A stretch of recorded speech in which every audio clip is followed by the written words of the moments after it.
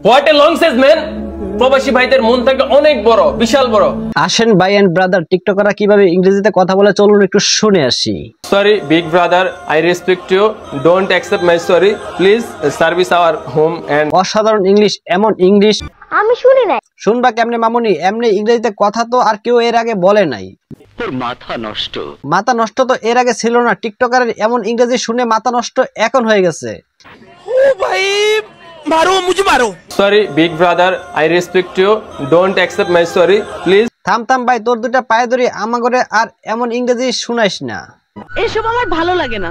তোকে এমন ইংরেজিতে কথা বলতে শুনে সুইচবিহীন পানির ট্যাপের মতো আমারও ডাইরেক্ট হয়ে গেছে। এদের মূল উদ্দেশ্য ছিল প্রবাসীদের নিয়ে একটা পজিটিভ ভিডিও বানাবে। প্রবাসীদের কখনো ছোট করে দেখা যাবে না, প্রবাসীদের সবসময় সম্মান করতে হবে। কিন্তু এরা এই শর্ট ফিল্মটা করার সময় যে ইংরেজি ব্যবহার করছে সেই ইংরেজি শুনে আমি রীতিমতো অবাক।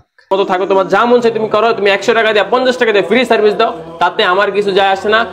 এদের ইংরেজি শুনে আগেই বুঝে গেছি এরা বাংলা ডিকশনারি থেকে মুখস্থ করে আসছে। আর ডিকশনারি থেকে মুখস্থ না করা ছাড়া তো এদের কোনো উপায় নাই, কারণ এরা টিকটকাররা মূর্খ, পড়াশোনা করে নাই। Sorry big brother, I respect you, don't accept my sorry. এদেরকে ছোট করে দেখার ইচ্ছা আমার ছিল না, কিন্তু এদের ইংলিশ বলার স্টাইল দেখে কথা না বলে থাকতে পারলাম না। What a long Sage man. ভাই তোরা যেটা পারবি না সেটা কেন করতে আসো? সব প্রতিভা যদি তোরাই দেখাস তাহলে আমরা কি করব?